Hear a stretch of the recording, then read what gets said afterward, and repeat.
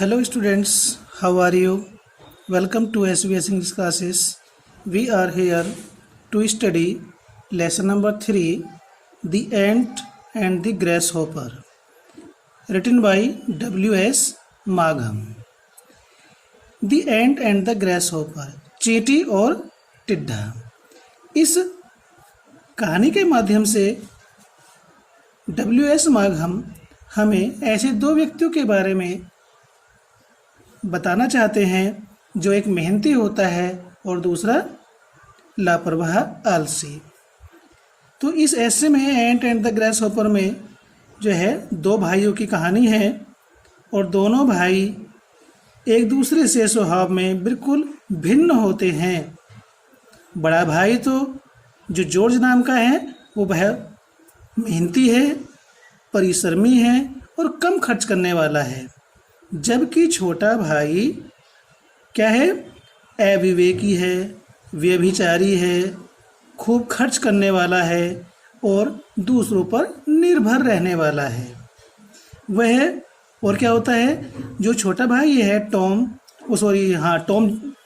Ramsay, वह अपने परिवार की प्रतिष्ठा की चिंता किए बिना परिवार की प्रतिष्ठा की कोई चिंता नहीं करता और अधिक से अधिक मौज मस्ती के साथ जीवन जीता है। कहानी तो बड़ी रुचिकर है, लेकिन यह सहज बुद्धि और बुद्धिमानी पर एक तीखा व्यंग है। क्योंकि होता क्या है इस कहानी के अंदर, जैसे आंट परिश्रम का प्रतीक है और टिड्ढा लापरवाही और आलस्य का प्रतीक है। मेहनती को पुरस्कार मिलता है, आलसी को दंड मिलता है, लेकिन इस कहानी में ठीक इसका उल्टा ही होता है। आइए कहानी को पढ़ते हैं।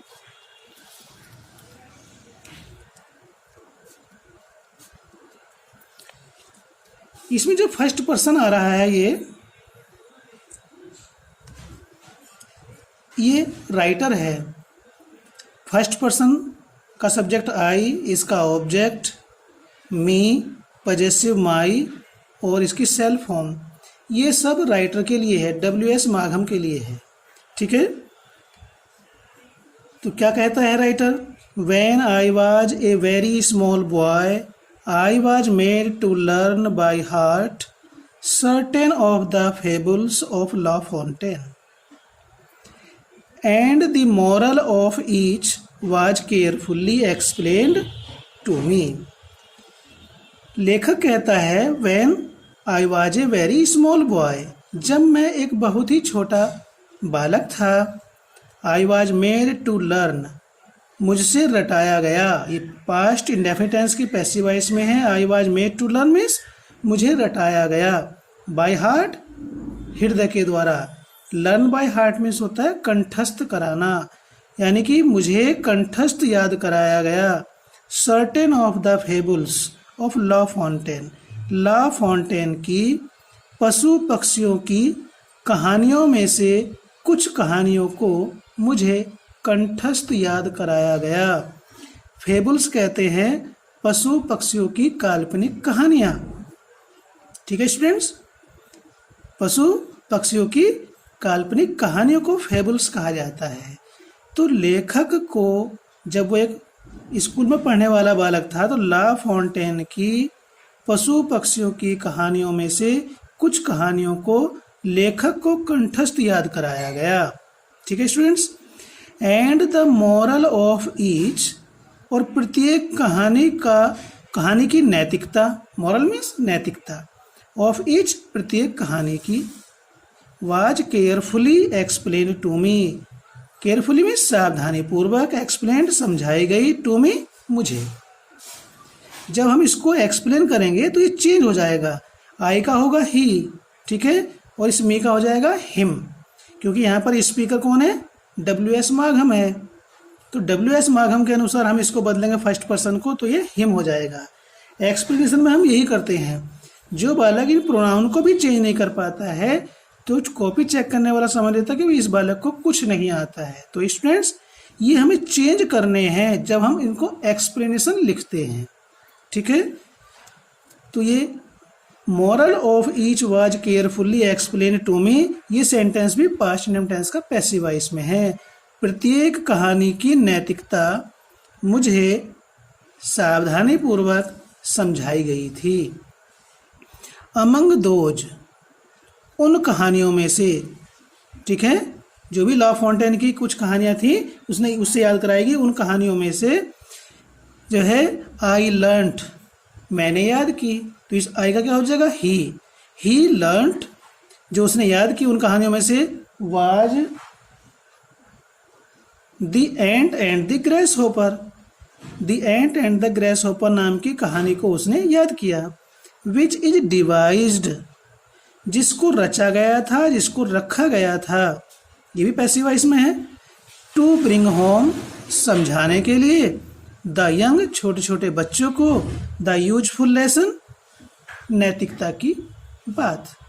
नैतिकता की बात को छोटे छोटे बच्चों को समझाने के लिए ये the ant and the grace hopper नाम की कहानी को पाठ्यक्रम में निर्धारित किया गया या नियोजित किया गया।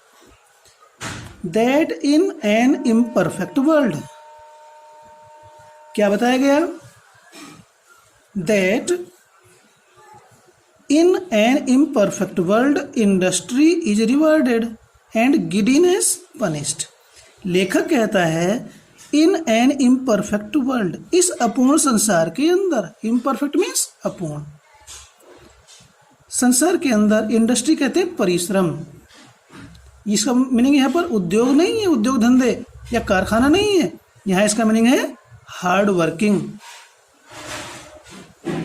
इस अपूर्ण संसार के अंदर परिश्रम इज रिवार्डेड, पुरस्कृत किया जाता है। प्रेजेंट इंडिफिनिट टेंस की पैसिव वॉइस है।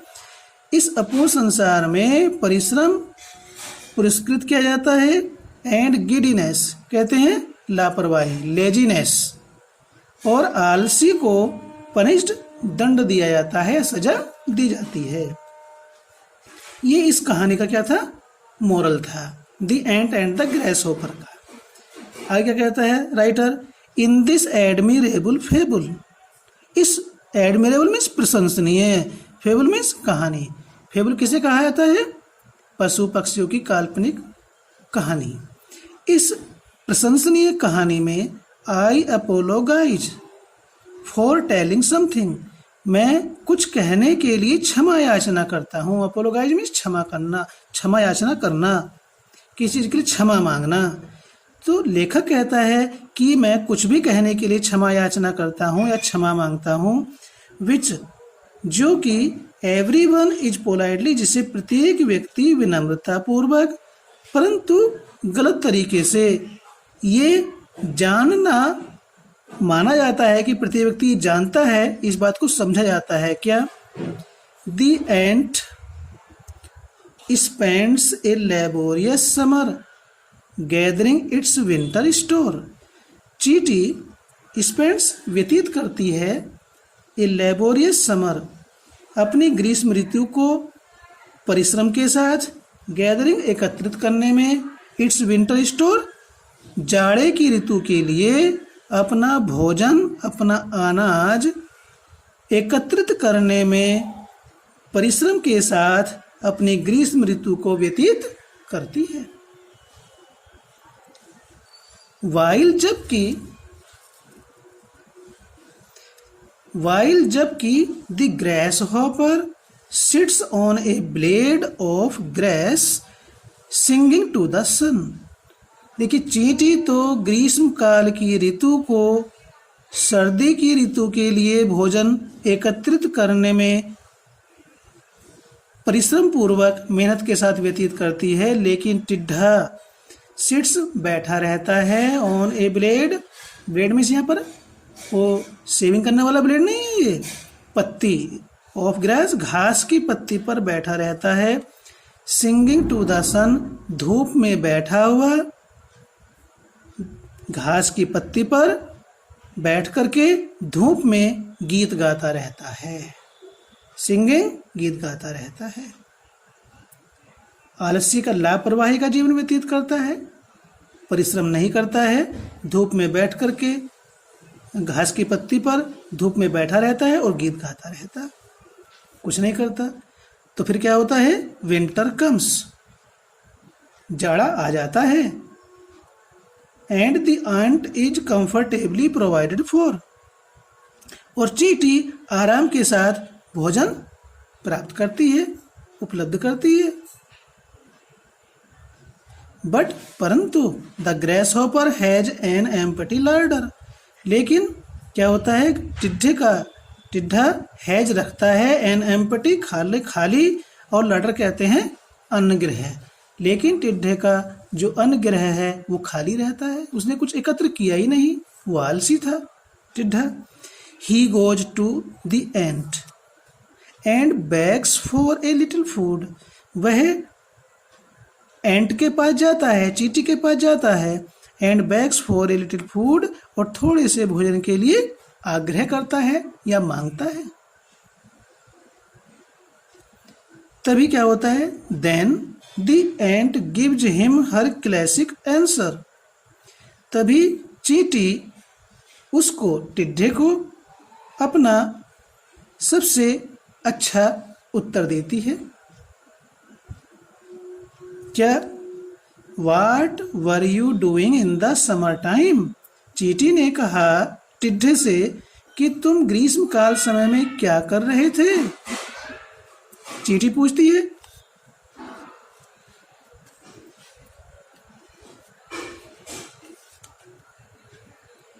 Saving your presence I sang, I sang all day all night. टिड्ढा कहता है सेविंग योर प्रेजेंस का मीनिंग है यहाँ पर, ये संबोधन में आता है किसी को पुकारने के लिए। यहाँ इसका मीनिंग है चींटी के लिए कह रहा है तो महोदया, श्रीमती। आई सैंग मैंने गाया, मैंने गीत गाया। I sang all day all night, मैंने सारे दिन और सारी रात गीत गाया। ऐसा टिड्ढे ने चींटी से कहा। You sang why then go and dance, तो इस बात पर चींटी कहती है तुमने गीत गाया, क्यों? तो फिर जाओ और नाचो। गीत गाया तो अब जाओ फिर नाचो, नाचो भी।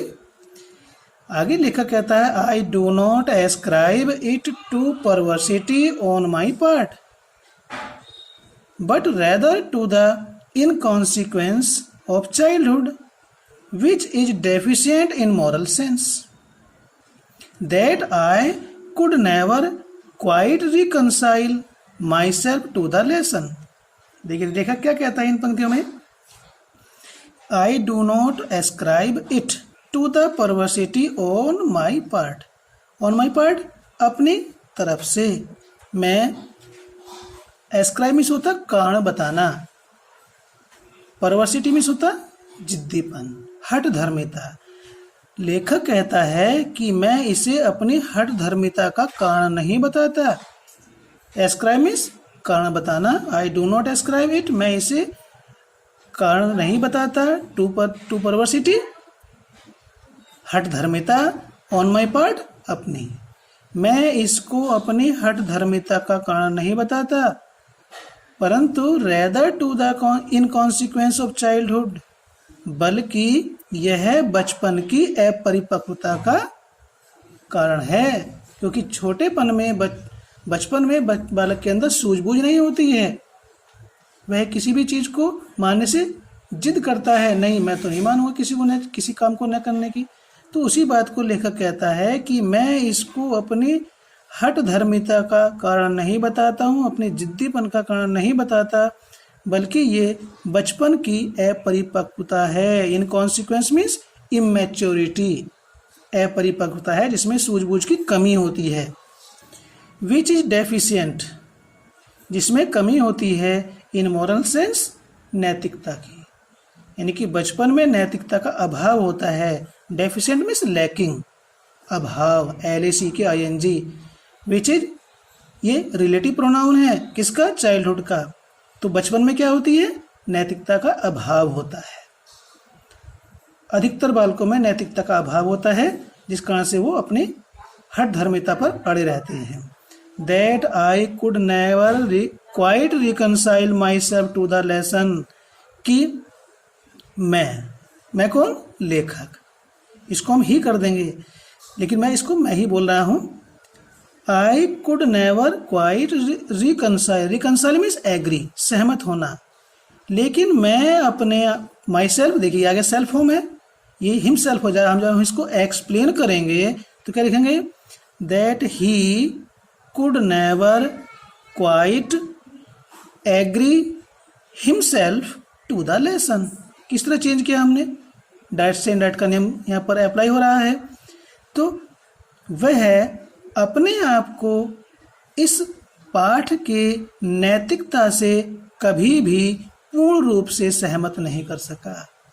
जो एंट एंड द ग्रेस होपर का जो नैतिकता है, इस नैतिकता से लेखक अपने आप को कभी सहमत नहीं कर सका। क्वाइट मीन्स कंप्लीटली, पूर्ण रूप से, रिकनसाइल मीन्स सहमत करना। क्यों नहीं कर सका, आगे देखते हैं। माई सिंपैथी, देखो फर्स्ट पर्सन आई का पॉजेसिव है, इसको हिच कर देंगे। उसकी सहानुभूति, were with the grace hopper, उसकी किसकी, WS माघम की। उसकी सहानुभूति टिड्ढे के साथ थी।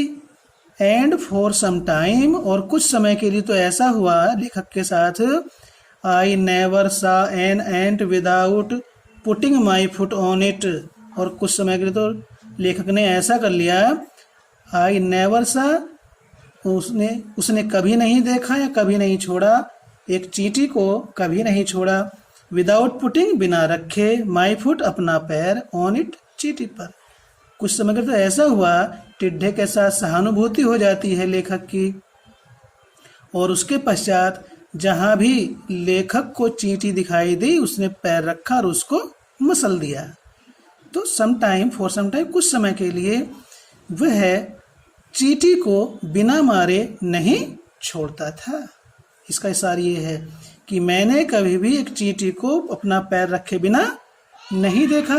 मीन्स जहां चींटी देखी वहीं पर पैर रखा और उसको रगड़ दिया, मसल दिया, मार दिया। यानी कि चींटी से नफरत और टिड्ढे से सहानुभूति लेखक को हो गई थी। तो इस एंट एंड द ग्रेस होपर नाम का जो एक नैतिकता है, उससे लेखक अपने आप को कभी सहमत नहीं कर सका। आगे क्या कहता है, इन दिस समरी, इस संक्षिप्त कथन में, and as I have discovered since, जैसा कि मुझे पता चला है, किसको पता चला, लेखक को, जैसा कि उसे पता चला है, एंटायरली ह्यूमन, पूर्ण रूप से मानव, इस संक्षिप्त कथन में I sought to express my disapproval of prudence and common sense. I sought to express, मैंने, sought means tried, to express, व्यक्त करने का, माई डिसअप्रूवल, अपनी अमान्यता, अप्रूवल मीन्स होता मान्यता, उसी का अपोजिट है डिसअप्रूवल, अपनी अमान्यता, फॉर प्रूडेंस, बुद्धिमानी, एंड कॉमन सेंस, और सहज बुद्धि। इस संक्षिप्त कथन में मैंने या उसने बुद्धिमानी और सहज बुद्धि के प्रति अपनी अमान्यता को प्रकट करने का, व्यक्त करने का मैंने प्रयास किया। अर्थात मैंने मीन्स लेखक ने। तो इसको हम इंडायरेक्ट में ऐसे बोलेंगे कि इस संक्षिप्त कथन में उसने बुद्धिमानी और सहज बुद्धि के प्रति अपनी मान्यता को व्यक्त करने का प्रयास किया। ये एक्सप्लेनेशन टाइप में हो गया। ठीक है स्टूडेंट्स, आगे देखते हैं। I could not help thinking of this fable when the other day I saw George Ramsay lunching by himself in a restaurant. Restaurant बोल देते हैं लेकिन ये रेस्तरा है, टी साइलेंट रहता है। तो एक दिन क्या होता है, जॉर्ज रैमसे जलपान गृह में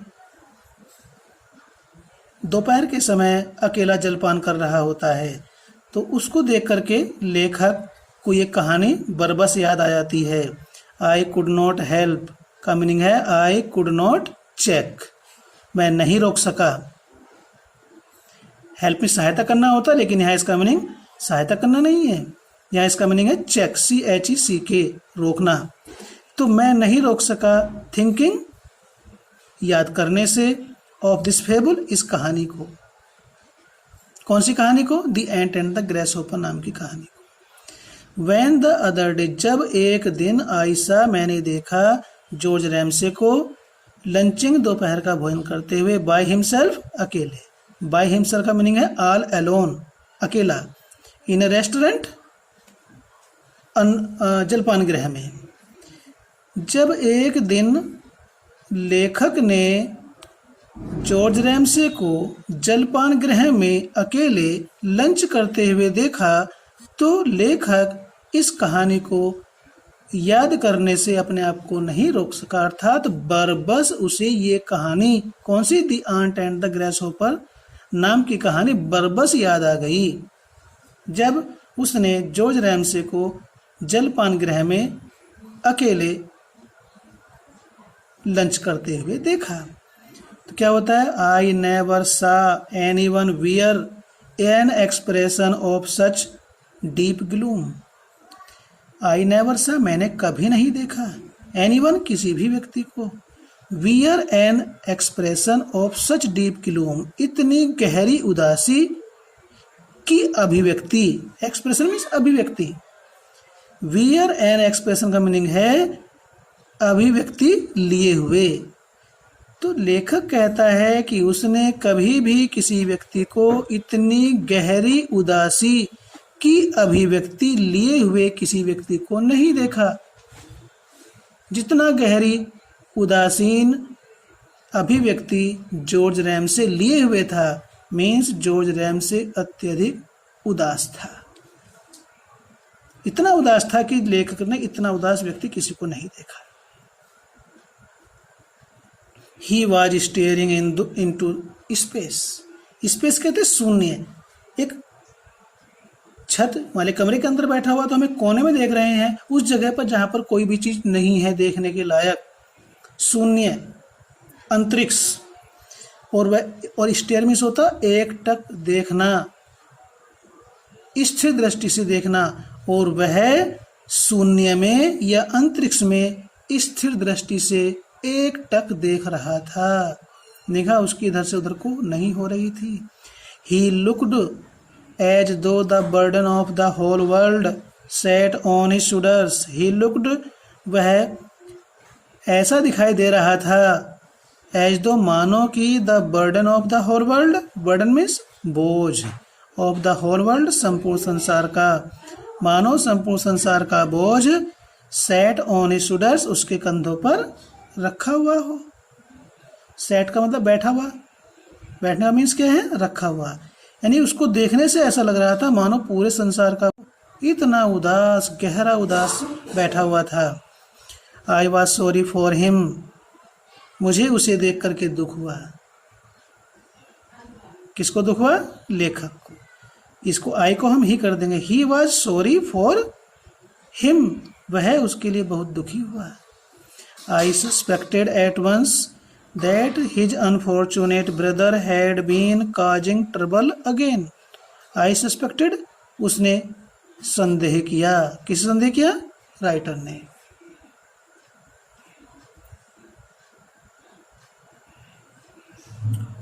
संदेह किया कि कि his unfortunate brother, कि उसका भाई, अनफॉर्चुनेट मीन्स अभागा, उसका अभागा भाई, had been causing trouble again, पुनः परेशानी पैदा कर रहा है, ये लेखक ने संदेह किया।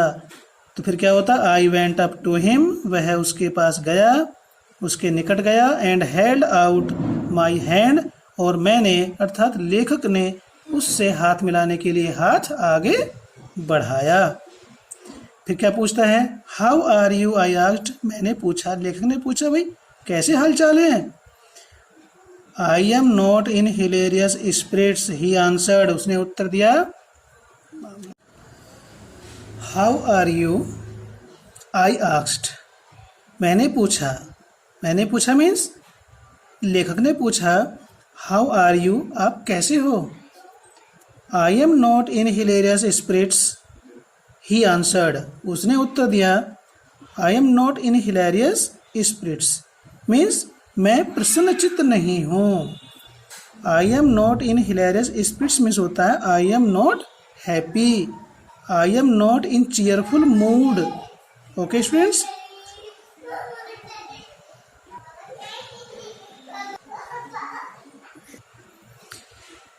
इज इट टॉम अगेन, तो लेखक ने पूछा क्या इस समस्या का टॉम पुनः कारण बन रहा है।